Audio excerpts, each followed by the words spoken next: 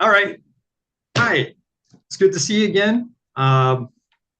You had mentioned last time that you were having some issue with some anxiety provoking Yes. situations. And what were those again? Real fear of heights. Fear of heights. Yeah. Okay. Can you go into that a little bit more? What is it something that stops you from doing everyday things? It not always every day, but it interferes. I have an old home and I'm the one who does repairs on it, and I just dread it. There was times where I could not get up on a ladder at all, so the bottom part of our house was painted, but the top wasn't for Oh years. boy. So, but it does limit me in that my husband and I like to take hikes, and when I get close to an edge, I love to see a beautiful distance, but I can't go anywhere near the edge. And I find that limiting because I would like to enjoy doing things like that. Like there's, no way I would go up in a tower and it's just, and my husband's a real adventurer and he likes to do that kind of thing where he likes, oh, let's go climb up here or whatever. And I don't want to always be saying no. I don't want to live my life in fear like that. And it does impact the enjoyment and it impacts the work I have to do because I'm going to have to paint my house again and Yes. I'm dreading it. The whole house. Yes. No, that Yes. sounds great. And you don't want to limit your experiences based on Yes. your anxiety for sure. Yeah. Um, so what works best for that is with cognitive behavioral therapy is something called exposure. Okay. Exposure therapy. And what that is um, confronting your fear to reduce the anxiety. Um, Okay. It sounds a little scary. yeah, it can be, um, Okay. but it's worked well with other clients as well. Okay. And the purpose is the more often you um, go through that anxiety provoking stimulus, the more the fear reduces. How it works, there's a few different ways with something called habituation, where you're decreasing, with decreased responding over time to a stimulus presented over and over, um, you reduce the fear exposure response Yeah, through it makes sense. self-efficacy. Yeah. Yeah, Uh, yeah. the Like more driving you a do it, car. When you start driving a car, you're so afraid, and then if you do it over and over again, you lose that fear. So I guess it does make sense. right, you create kind of a sense of self-mastery over the situation. You get more and Okay. more confident with it. So the key is developing kind of a distress tolerance, um, where you stop pairing that fear with that event.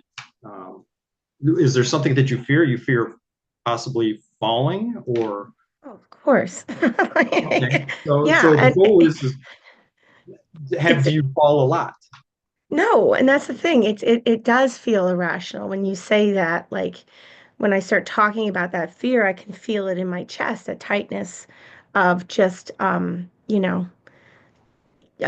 you're right. It's a fear of falling, and I did fall off a ladder, but it wasn't far. I severely injured myself, but it was only from a very short height. It was the shortest height I could have fallen, and I did hurt myself. But that's funny because I've never associated that with being on the ladder. Didn't make me afraid of the ladder. So yeah, so you're right. It is a fear of falling, but I have only fallen from a ladder once, and it was only Okay, it was only a couple feet. so there are those times where you haven't fallen. Yeah, many times. It makes a lot of sense. And like they have a guardrail up at the park, so I'm not gonna go fling myself over it, like, but it still is a fear I have, and I would love to get to a point where I'm not dreading like going up an elevator to a top floor and seeing it being open. I want to be able to celebrate that instead of fearful. Okay, are there things you do to avoid the fear or to Yeah, deal with fear? yeah, yeah. What are those things?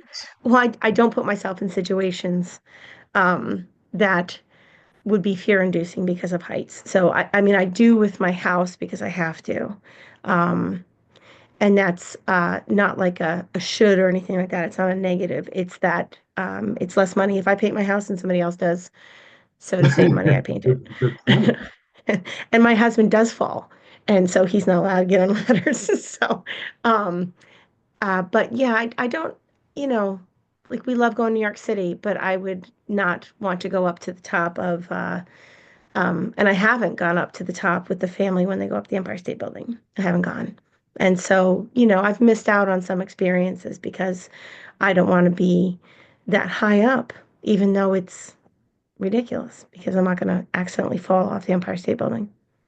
So do you feel that avoiding these situations, do you think that that solves the anxiety? Is that No, good I am for not you? less, I'm not less fearful. I recognize that, like even talking about it now, I can feel it in my chest. Okay. I'm not less afraid. Um, avoiding it doesn't help. And I realize that rationally, but I am still very fearful. Okay. Well, like I said, we're gonna use exposure therapy to kind of Okay. help you with this issue. And the next step we would like to do is, and we're going to work on this together, kind of Okay. collaboratively, is create a fear hierarchy, Okay. where we're going to create a list of activities, and then we're going to rank them in order of less scary to more scary, and have you work through that list. Okay. Um, and the score that we're going to attach to each activity is going to rank from 0 to 100, 0 being not scary at all, to 100 being, completely anxiety provoking scary. Okay. Um, so you mentioned the ladder. Yeah. I know you've already fallen. I feel for you there. I've fallen off a ladder myself, but I'm still here too, as Yes. well. Both Yes. Yeah. here physically. Yeah. We can walk, talk. Yeah. Um, Yeah. what Um, what would you rank? What would you rate that as a uh, subjective unit of discomfort? That well, so like inside the house, I can get up on a ladder, um, just a step ladder. That doesn't bother me. I can get up okay, on a counter if I needed to get something up high. But like climbing to on a second story ladder, even with somebody holding it underneath, I'd say it's about a 90. okay, that's a 90 right there, huh? Yes. Yeah. And getting onto a step ladder, which may only be like 2 or 3 steps, that No. is 0. That doesn't 0. bother me. Nope. Okay. Um, is there anything in between? You mentioned taking a hike. Yes, like there's a wonderful hike that we like to do, and there's this like an outcropping. So it was built like in the 30s, so it's all stone. It's nice and heavy. Like that for me matters. And Okay. I can walk out to the end of that and look over the edge because the ground is right there. It's only 10 feet, and then it goes further down. But I can do that. But that still gives me some anxiety, like a little twist in my heart, like about a 10. Okay. So that would be a 10. Yes. Okay. We have a 0, a 10, and a 90. Is there anything between the 10 and the 90? Something that kind of gives you a Yeah. mid-level, maybe it's like a 6 foot step ladder or Um, Actually, it's watching people do things at severe heights on like TV, like movies and stuff. okay. Yeah, and like not in person, like just a movie, and that puts me at about a 40. Like if I watch my husband will send me reels of people walking on glass, you know, look at this, it's like a Oh yeah. glass walkway. Yeah, Yeah. that's like a 40 for me. That does, I feel my heart rate go up. I can't watch it, and like I feel this tenseness, it's in my gut. What about a glass elevator? Yeah, there's no way I would get in a glass elevator. So is that above a 90? It's above a 90. It's Yeah, above that's a above a 90. 90. Yeah. Yeah, Okay, I think so that would be worse than the than getting on a ladder. okay. So watching others Hmm. with heights, what would you rank that? Out of 40. 40? Okay. Yeah, unless it's my husband, then it's much worse. Okay, so you worry more about others, Yeah. loved ones. Hmm. Okay. And glass elevators. Glass elevators. Yeah, that's a big Glass no. elevators? Did you say Yeah. glass? Oh, yes, Yeah, yes. no, that's a big no. So those are 90. So that's up there with the Yes. second story ladder. Okay, Yes. gotcha. So like but like walking like the same park has another um a crop out, and that's about a 20 for me because that is over an edge. You go straight down. And so It's a very thick wall, so I can handle that. Like the idea it's a thick wall and I can walk up to it. But my anxiety is about a 20. Okay, gotcha. Um, so we would kind of rank those in order Okay. uh, from least anxiety provoking to most anxiety provoking. And the first one we would start, the step ladder. It sounds like you have that under control. That's Yeah. that's no big Yeah, it's deal. fine. Getting on a counter, that's at a 0. But hiking, we got a 10-foot edge, but that would put you at a 10. And it seems like we would be able to get that down to a 0.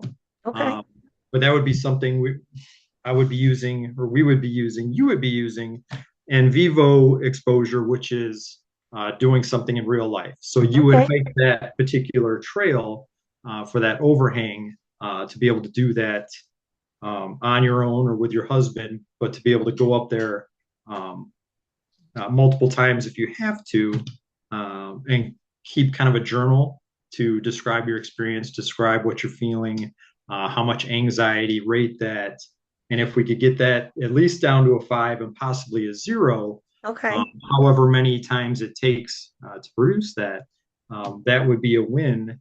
And you definitely want to celebrate those wins. Okay. So like just Every repeated every exposure. success, yes, yeah, Okay. repeated exposure until you get to that point where it's down to a 5 or a 0, and then we can Okay. move on to the next step. Again, celebrating your success at completing that first stage. That sounds good.